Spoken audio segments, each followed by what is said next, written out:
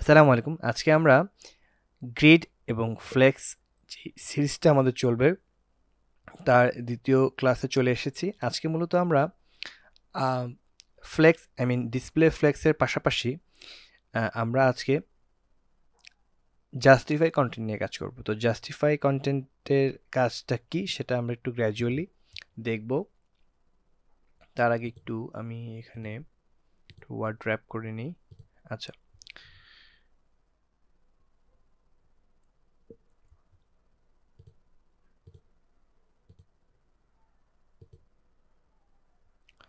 তো আপনারা একটু যদি খেয়াল করে দেখেন এখানে একটু আমি রাইট, ঠিক আছে। আচ্ছা, তো এখানে যেটা আমি করেছি একটা ডিভ নিয়েছি, ডিভের ভেতরে একটা ক্লাস নিয়েছি। তো এখান থেকে মূলত আমাদের কাজটা শুরু হবে। তো উপরে যে অংশটুকু এটা আমাদের সবসময় সেম থাকবে, এখানে জাস্ট আমি সামান্য কিছু পরিবর্তন আনবো। আমাদের কি কাজ বা হেডলাইন এই ধরনের ইনফরমেশন হয়তো আমি এখানে দিব। তো এখানে একটা জিনিস মাথায় রাখতে হবে যে আমাদের এইচআর এর পরে মূলত যেই অংশটুকু সাধারণত আমি আমার ক্লাসের মূল কন্টেন্টগুলো দেব। তো যাই হোক, আমি আমাদের কাজে চলে আসি। তো প্রথমে আমি একটা ডিভ নিয়েছি, সেই ডিভটার ভেতরে আমি একটা ক্লাস নিয়েছি র্যাপার নামে। আচ্ছা, সেই মূল যে ডিভটা, এই ডিভের ভেতরে আমি আরেকটা ডিভ নিয়েছি, যে ডিভটার ক্লাসের নাম দিয়েছি মেনু। আচ্ছা, এই ডিভের ভেতরে আমি কি করেছি, কিছু এ ট্যাগ নিয়েছি। এখানে আমার কিছু লিঙ্ক থাকবে এবং আমি চাচ্ছি কিছু কন্টেন্ট লিখতে। দেখা গেছে এখানে আমি হোম লিখেছি, এখানে নোটিফিকেশনস লিখেছি, অ্যাবাউট আস, মানে এগুলো হচ্ছে আমাদের ন্যাপবারের মতো কাজ করবে, সহজ কথা। আচ্ছা, তো এটাকে যখন আমি ফ্লেক্স ব্যবহার করব বাই ডিফল্ট সেটা কিন্তু পাশাপাশি আসে। যদিও আমি চাইলে ভার্টিক্যালি নিতে পারি, আবার চাইলে নর্মালি বাই ডিফল্ট হরিজন্টালি থাকে, মানে পাশাপাশি থাকে। তো যাই হোক, খুব সহজ একটা বিষয়, এটা আপনারা হুবহু যখন লিখবেন বুঝতে পারবেন, এরকম একটা আউটপুট আসবে। তো যাই হোক, এটা খুব বড় বিষয় না। মূলত এখানে আমরা সিএসএস এর যে গ্রিডের ব্যবহার বা ফ্লেক্সের যে ব্যবহারটা, তো যেহেতু আমাদের এই পুরো সেশনটা গ্রিড এবং ফ্লেক্সের মধ্যেই সীমাবদ্ধ থাকবে সিএসএস এর, কারণ এখানে অনেকের প্রবলেম হয় কিভাবে আমরা উপকৃত হতে পারি। তো যাই হোক, আমরা আমাদের স্টাইল শিটে চলে যাই। স্টাইল শিটে এখানে আমাদের স্টাইল নাম্বার 1 দিয়েছি। তো এখানে গিয়ে আমরা আমাদের মূল কার্যকলাপটা শুরু হবে। আচ্ছা, এখানে যেটা আপনারা দেখতে পাচ্ছেন, এখানে আমি জাস্ট একটা ফন্ট নিয়েছি, আপনারা নিলে নিতে পারেন, না নিলেও কোনো সমস্যা নাই। হ্যাঁ, গুগলের যে ফন্টটা সেটা আমি নিয়েছি এখানে। এটা আপনাদের ব্যক্তিগত ব্যাপার, আপনারা নিলে নিতে পারেন, না নিলেও কোনো সমস্যা নাই। আচ্ছা, প্রথমে যেটা আমরা করব, দেখেন এখানে আমাদের ক্লাসগুলো দিয়ে খেয়াল করেন, এখানে আমাদের বডি আছে, তারপরে এখানে আমাদের একটা ক্লাস মূল যে ডিফটা সেটার জন্য ক্লাস নেম আমরা দিয়েছি র্যাপার। তার ভেতরে যে আমাদের একটা চাইল্ড সেকশন আছে, এটা যদি প্যারেন্ট হয় এটা চাইল্ড। তো এখানে ভেতরে আমরা একটা ডিভ নিয়েছি, এই ডিভের নাম দিয়েছি, ক্লাসটার নাম দিয়েছি আমরা মেনু। এবং এই মেনুর ভেতরে কিছু আমরা এ ট্যাগ নিয়েছি, তার ভেতরে কিছু সিরিয়াল ওয়াইজ আমরা ন্যাপবারের মতো করে কিছু জিনিস দিয়েছি, হোম দিয়েছি, নোটিফিকেশন দিয়েছি। আপনি চাইলে আপনার নিজের নাম দিতে পারেন, সমস্যা নয়। জাস্ট একটু প্রফেশনাল দেখানোর জন্য জাস্ট একটু দিয়েছি এইভাবেই। সাধারণত আমাদের ওয়েবসাইটগুলোতে যেভাবে থাকে আর কি। তো যাই হোক, চলেন আমরা প্রথমে একটু বডির দিকে যাই। বডিটা কোনটা? এই যে বডি, এই বডিকে আমরা একটু ধরি, ধরে ওকে একটু একটা ফন্ট ফ্যামিলির মধ্যে নিয়ে আসি। আচ্ছা, বডি, ওর ফন্ট ফ্যামিলি আমরা কি দিতে পারি? ফন্ট ফ্যামিলি দিব রোবোটো, রোবোটো।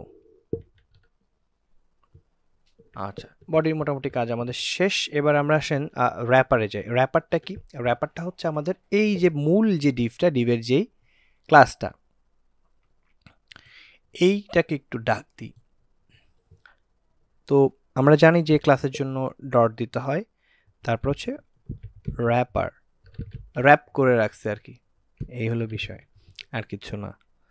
আচ্ছা, এখানে আমি একটা প্যাডিং দিব। প্যাডিংটা কি? এই যে ডিভটা, এই ডিভের ভেতরে আসলে প্যাডিংটা হবে, বাইরে কিন্তু হবে না, মার্জিন কিন্তু হবে না, এখানে মার্জিনটা হবে না।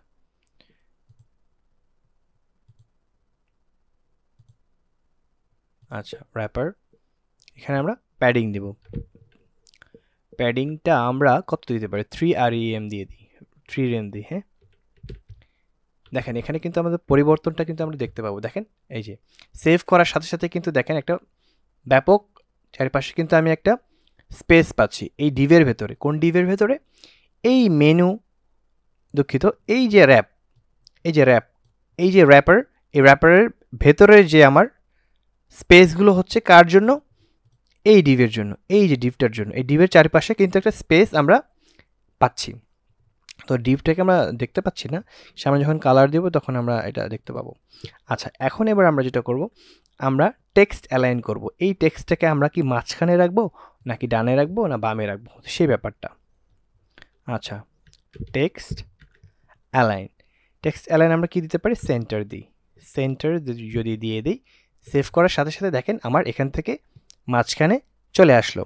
আচ্ছা, এবার আমাদের যে কাজটা হবে, আমরা কালার দিতে চাই। কিসের কালার? এই টেক্সটের কালার। আচ্ছা, তো কালার হিসেবে আমরা যেটা দিতে চাচ্ছি, ধরেন #333, সেভ করে দিলাম। দেখেন হয়তো এখানে কালারে ওই রকম পরিবর্তন আমরা দেখতে পাবো না, কারণ যে কালারটা চেঞ্জ হয়েছে সেটা খুবই সামান্য। মানে মানে আগের যে কালারটা ছিল সেই কালারটাই থাকার কারণে মোটামুটি এরকম একটা ফিল আপনি পাচ্ছেন। এখন যখন আমি ব্যাকগ্রাউন্ড কালারটা চেঞ্জ করব তখন কি হয় সেটা একটু আমরা দেখি। ব্যাকগ্রাউন্ড কালার আমরা DDD6, আপনারা আপনাদের মতো ইচ্ছা মতো যে কোনো একটা কালার দিয়ে দিতে পারেন, এটা কোনো বড় কোনো বিষয় না। দেখেন এই কালারটা আমি দিয়ে দিলাম। দেখেন এই যে ডিভের ভেতরে, এই যে র্যাপারকে একটা ডিভ বললাম না, মেইন ডিভ, এই ডিভের ভেতরে আমার কিন্তু এই যে আমি প্যাডিং করলাম, প্যাডিংয়ের কারণে যে স্পেসটা নিল, পুরো স্পেস সহ কিন্তু আমরা এই কালারটাকে মানে অ্যাকুমুলেট করে নিলাম। হ্যাঁ, আমাদের আন্ডারে নিয়ে নিলাম। তো এখন কিন্তু আমরা ডিভটাকে দেখতে পাচ্ছি, যেহেতু আগে সাদা ছিল আমরা দেখতে পাচ্ছিলাম না। তো মোটামুটি আমাদের একটা কাজ শেষ। এবার আমরা মেনু সেকশনে যাব। মেনু বলতে আমাদের এই যে মেনু যে ক্লাসটা আমরা নিয়েছি, মূল যে ডিভ তার ভেতরে যে আমি আরেকটা ডিভ নিয়েছি, সেই ডিভের নাম আমি দিয়েছিলাম মেনু। তো মেনুকে একটু ধরি, মেনুকে ধরে একটু ডিজাইন করি, কি বলেন? তো .menu মেনু, তারপরে এখানে ব্যাকগ্রাউন্ড কালারটা কি দেওয়া যায়, আপনারা আপনাদের মতো ইচ্ছা মতো ব্যাকগ্রাউন্ড কালার দিতে পারেন। আমি হোয়াইট দিয়ে দিই। হোয়াইট দেওয়ার সাথে সাথে দেখবেন যে আমার এই যে ডিভটা, এটা কিন্তু আরেকটা ডিভ, তাই না? দেখেন, তো এই ডিভের ভেতরে কিন্তু আমি সাদা দিয়ে দেওয়ার কারণে, ব্যাকগ্রাউন্ড কালার যেহেতু সাদা দিয়ে দিয়েছি, সেই জন্য এই জায়গাটুকু ও এখন ভিজিবল হয়েছে, হওয়ার পর দেখাচ্ছে সাদা। এখানে যদি আমি ব্ল্যাক দিয়ে দিতাম তাহলে কিন্তু ব্ল্যাক হয়ে যেত, BLACK দিলেই কিন্তু আমার ব্ল্যাক হয়ে যেত। দেখেন এরকম হতো ব্যাপারটা। যাই হোক, সৌন্দর্যের জন্য আমরা হোয়াইট দিয়ে দিচ্ছি, হোয়াইট। এখন এখানে আমাদের কি দরকার, জিনিসটা কিন্তু খুব একটা মানে সুন্দর হয় নাই। তো আমরা যেটা চাচ্ছি, আমরা চারিপাশে যদি একটু প্যাডিং দেওয়া যেত, একটু দূরত্ব তৈরি করা যেত, আমার মনে হয় দেখতে খুব সুন্দর লাগতো। আর এই যে এজগুলো, এগুলোকে যদি একটু বাঁকায় দেওয়া যেত, কোনায় যে কোনা আমরা দেখতে পাচ্ছি যে কোনাগুলো, এগুলোকে যদি একটু বাঁকায় দেওয়া যেত তাহলে কিন্তু আরও সুন্দর হতো।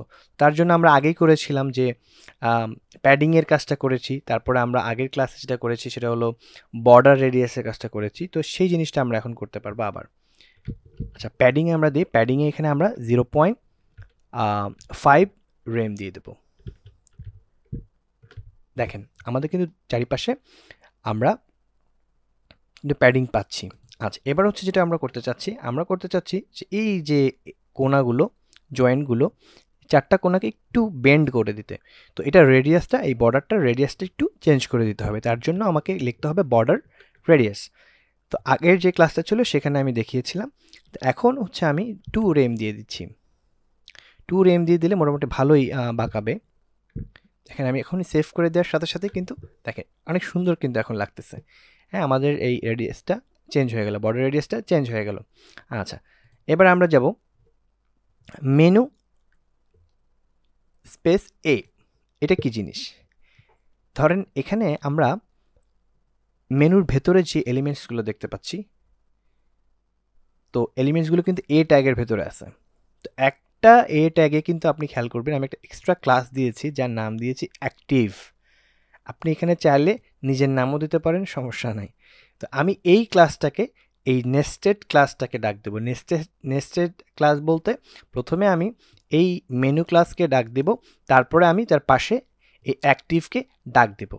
এভাবে নেস্টেড ওয়েতে আমরা কল করতে পারি। আচ্ছা, আসলে এই বিষয়গুলো আমি এখানে ডিটেল বলছি না এই জন্যই যে আমার যে সিএসএস প্লেলিস্ট আছে ওইটাতে আমি আস্তে আস্তে এই বিষয়গুলো দিব, আপনারা দেখতে পাবেন এবং চেষ্টা করবেন প্র্যাকটিস করার, তাহলে বুঝতে পারবেন যে নেস্টেড ক্লাস বলতে আমি কি বোঝাচ্ছি, অথবা আপনারা একটু গুগলে সার্চ করলেই বুঝতে পারবেন। তো প্রথমে আমি মেনুকে ডাক দিলাম, ডাক দেওয়ার পরে আমি এ কে ডাক দিলাম। এ আসলে কি? এ হলো আমার এই যতগুলো এ আছে এই এর জন্য আমার একটা আমি ডিজাইন করতে যাচ্ছি। তো সেই ডিজাইনটা আমরা একটু আগে করে নিই। আমি দুঃখিত, আমি যদিও আগে অ্যাক্টিভের ব্যাপারে বলে ফেলেছি, অ্যাক্টিভের যে বিষয়টা এটা আমি পরে আপনাদেরকে দেখাবো। আগে আমি মেনু তারপর স্পেস এ যখন আমি দিচ্ছি তখন আমার এই একে আমি টার্গেট করতেছি, তার মানে আমি এই লেখাগুলোকে একটু স্টাইল করব, তাই না? এগুলোর ভেতরেই তো মূলত আমার ইনফরমেশনগুলো আছে। এই যে home, notification, about us, contact, এগুলো কিন্তু এই এ ট্যাগের ভেতরেই আছে, তাই না? আচ্ছা, তো আমি ওকে ডাক দিলাম। নক করার পর এখানে আমি সেকেন্ড ব্র্যাকেট দিলাম। তো আমি এখন ব্যাকগ্রাউন্ড কালার কি দিব? ইচ্ছা মতো আপনারা দিতে পারেন, আমার ক্ষেত্রে আমি একটা দিয়ে দিচ্ছি EF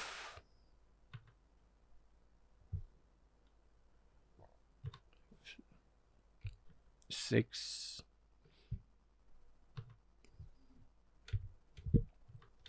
এটা দিয়ে দিলাম। তো এখানে আমার একটা কিন্তু ব্যাকগ্রাউন্ড কালার হয়ে গেল। এখানে কিন্তু একটা ব্যাকগ্রাউন্ড কালার আমরা সামান্য দেখতে পাচ্ছি এই যে হোমের পেছনে। আচ্ছা, গেল। এবার প্যাডিং দেব আমরা। কিসের প্যাডিং? এই যে আমার চারিপাশে যে একটা প্যাডিং আপনারা দেখতে পাচ্ছেন, এই হোমের ভেতরেও কিন্তু প্যাডিং আছে, আছে না? হ্যাঁ, এখানে কিন্তু প্যাডিং আমরা দিতে পারবো। আচ্ছা, তো প্যাডিং কত দেওয়া যায়? 0.6 mm আর দেব 1.5। সেফ।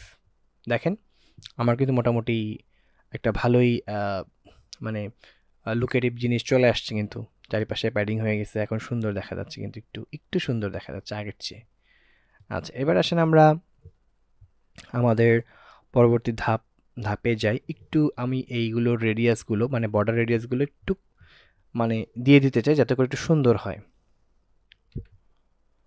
বর্ডার রেডিয়াস কত দেওয়া যায়? বর্ডার রেডিয়াস ধরেন 2 rem দিয়ে দিই, এটার ক্ষেত্রেও 2 rem। দেখেন এখন কিন্তু একটু সুন্দর লাগতেছে, তাই না? একটু কার্ভ করে দিলাম, এখন কিন্তু সুন্দর লাগতেছে। আচ্ছা, এবার হচ্ছে আমরা কালার দেব। আমরা জানি যে কালার যদি আমি এখানে শুধু কালার মেনশন করি তাহলে কিন্তু টেক্সটের কালারকে বোঝায়, তাই না? তাহলে আমরা এখানে ব্ল্যাক দিয়ে দিই। সুন্দরভাবে কিন্তু একটা ব্ল্যাক কালার চলে আসছে, তাই না? সুন্দরভাবে কিন্তু আমরা দেখতে পাচ্ছি বিষয়টা। আচ্ছা, এবার হচ্ছে আমরা টেক্সট ডেকোরেশনের ব্যাপারটা নান করে দিই।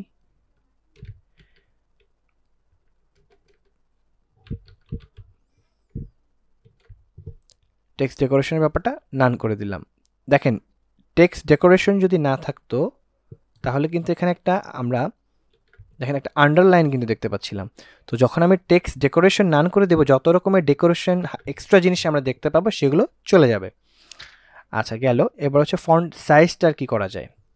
ফন্ট সাইজটা কিন্তু একটা ব্যাপার। দেখেন আমার কিন্তু এই ফন্ট সাইজের জন্য কিন্তু জিনিসটা দেখতে কেমন লাগতেছে, মানে এই অপশনগুলো দেখতে কেমন লাগতেছে, একটু ডিফারেন্ট লাগতেছে, কিন্তু মানে খুব একটা মনে হচ্ছে না যে সঠিক ফন্ট সাইজে আছে। সেক্ষেত্রে আমরা 0.9 rm দিয়ে দিতে পারি।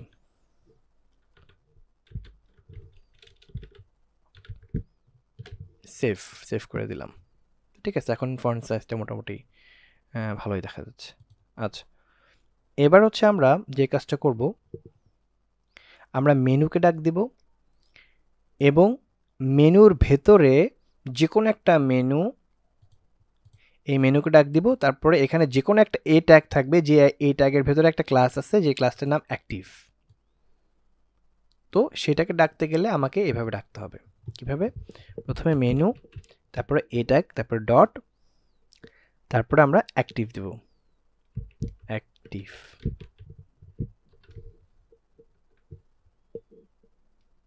তো এখানে আমি অ্যাক্টিভ যেই সেশনটা, অ্যাক্টিভ সেকশন হলো এখানে হোম, হোমকে আমি অ্যাক্টিভ আকারে দেখাতে চাচ্ছি, তার মানে বোঝা যাবে যে হ্যাঁ এটা অ্যাক্টিভ আছে।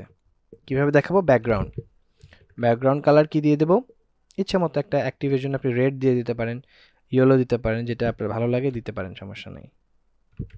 3B8256, 3B82F6, sorry.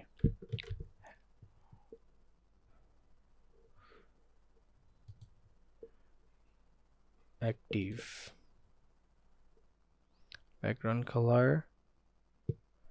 3B82F6, 3B82F6। আচ্ছা,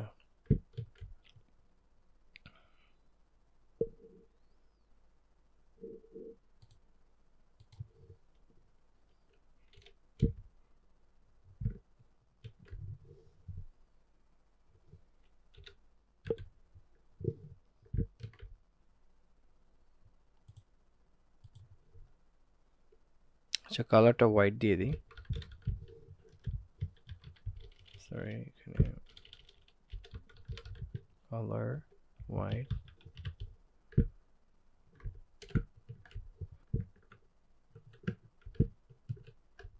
হ্যাঁ, এখন কাজ করতেছে। হ্যাঁ, অ্যাক্টিভ ব্যাকগ্রাউন্ড, ঠিক আছে। এবার হচ্ছে আমরা যেটা দেখব, অ্যাক্টিভের কাজটা কিন্তু আমাদের শেষ, তাই না? আমরা কিন্তু এখন দেখতে পাচ্ছি সব কিছু কিন্তু লেগে লেগে আছে একদম, মানে একদম কনজেস্টেড অবস্থানে আছে, কিন্তু আমরা চাচ্ছি চারপাশে একটু যদি ফাঁকা বেশি হতো, তাহলে কিন্তু জিনিসটা দেখতে ভালো লাগতো। আচ্ছা, এখন মূলত ডিজাইনিংয়ের একটা পার্ট আমাদের শেষ।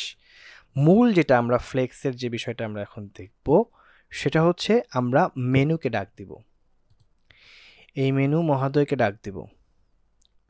এই মেনুর এখানে আমি চাবো যে কিছু স্পেস তৈরি করতে। কি স্পেস আমি আপনাদেরকে একটু বোঝাচ্ছি, দেখতে পারলেই দেখলেই বুঝতে পারবেন যে কোন বিষয়টা আমি বোঝাতে চাচ্ছি। মেনু, এখানে আমি যখন ফ্লেক্স আনবো, ডিসপ্লে আনবো, ডিসপ্লে আমি যখন ফ্লেক্স দিব, বাই ডিফল্ট একটা আমি জিনিস দেখতে পাচ্ছি, দেখেন চারপাশে একটা স্পেস হয়ে গেছে, হয়ে কিন্তু একটা এক পাশে চলে আসছে। এটা হচ্ছে বাই ডিফল্ট, কিন্তু ডিসপ্লে ফ্লেক্স দিলে এরকম হবে, নিচে নিচে থাকলে পাশাপাশি যাবে, পাশাপাশি থাকলে নিচে নিচে আসবে। এটা হচ্ছে বাই ডিফল্ট, সাধারণত পাশাপাশি আসে। তো আমরা চাইলেই নিচে নিচে বা মানে নিচে দেখাতে পারি, মানে ভার্টিক্যালি দেখাতে পারি, পাশাপাশিও মানে হরিজন্টালিও দেখাতে পারি। তো ইন ফিউচারে আমি দেখাবো কীভাবে সেই জিনিসগুলো কাজ করে। আপাতত এই পরিবর্তনটাই আমরা দেখতে পাচ্ছি। আজকের মূল যেই ক্লাসের যে আকর্ষণের যে বিষয়টা, সেটা হচ্ছে আমরা একটা এলিমেন্টস নিয়ে কাজ করব, সেটা হচ্ছে জাস্টিফাই কন্টেন্ট। এই কন্টেন্টটাকে আমরা জাস্টিফাই করব কিভাবে? নিজেদের মধ্যে স্পেস দিয়ে সুন্দরভাবে এটাকে আমি জাস্টিফাই করব।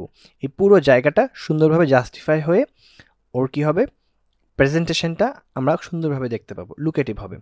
তো আমরা কি করব? জাস্টিফাই কন্টেন্ট দেওয়ার পর যখন আমি ভ্যালু হিসেবে স্পেস বিটুইন দেবো, মানে নিজেদের মধ্যে সে স্পেস দিবে, এটা যখন সেভ করব, সেভ করার সাথে সাথে দেখেন অনেক সুন্দর না, পাশাপাশি অনেক সুন্দর একটা স্পেস চলে আসছে এবং পুরো জায়গাটা সে কভার আপ করছে। করার পর এবং ফ্লেক্স দেওয়াতে, ফ্লেক্স যদি না দিতাম তাহলে কিন্তু একটু অন্যরকম জিনিস আসতো। দেখেন ফ্লেক্স না দেওয়ার কারণে কিন্তু দেখেন জাস্টিফাই কন্টেন্টটা কিন্তু সেভাবে আমরা বুঝতে পারতেছি না কী কাজটা সে করেছে। যখন আমি ফ্লেক্স দিলাম, চারিপাশে একটু আমরা প্যাডিং দেখতে পাচ্ছি এবং জিনিসটা অর্গানাইজভাবে আমরা দেখতে পাচ্ছি। এই তো লাস্ট ক্লাসে আমরা ডিসপ্লে ফ্লেক্স দেখেছিলাম, আর এবার আমরা জাস্ট কী করলাম, অ্যাড করলাম জাস্টিফাই কন্টেন্টটাকে। তো এখন দেখেন আমার কোথায় ছিলাম আমি আর কোথায় আসলাম, এই হচ্ছে বিষয়। অনেক সুন্দরভাবে জিনিসটা কিন্তু এখন প্রেজেন্টেবল হয়েছে, তাই না? আমরা যদি একটু বড় করে দেখি অনেক সুন্দরভাবে কিন্তু আমরা জিনিসটাকে দেখতে পাচ্ছি এখন। স্পেসগুলো সুন্দরভাবে আসছে। আগে কিন্তু লেগে লেগে ছিল। দেখেন আমরা কিন্তু একটা পোর্শন থেকে আরেকটা পোর্শনে এখন যেতে পারছি। তো আজকে জাস্টিফাই কন্টেন্ট নিয়ে আরও আমরা অনেক কিছু বলবো সামনে, অনেক ভ্যালু নিয়ে আমরা কাজ করব। জাস্টিফাই কন্টেন্টের অনেকগুলো ভ্যালু আছে, সেইগুলো কিভাবে কাজ করে, ডান পাশে বাম পাশে মাঝখানে কিভাবে রাখা যায়, তো শুরু থেকে বা শেষ থেকে কিভাবে শুরু করা যায়, ডান পাশ থেকে কিভাবে শুরু করা যায়, বাম পাশ থেকে শুরু করা কিভাবে যায়, এই বিষয়গুলো সব কিছুই থাকবে সামনের ক্লাসগুলোতে ইনশাল্লাহ। তো আজকের মতো এই পর্যন্ত, আপনারা প্র্যাকটিস করুন। প্র্যাকটিস করলেই বিষয়গুলো খুব ভালোভাবে বুঝতে পারবেন ইনশাআল্লাহ। এবং আশা করি আস্তে আস্তে গ্রিড বা আপনার ফ্লেক্স নিয়ে যেই সমস্যার যেই উত্থান, সেটার সমাধান হবে ইনশাআল্লাহ। তো ভালো থাকবেন, আমার জন্য দোয়া করবেন। আসসালামু আলাইকুম রহমতুল্লাহ।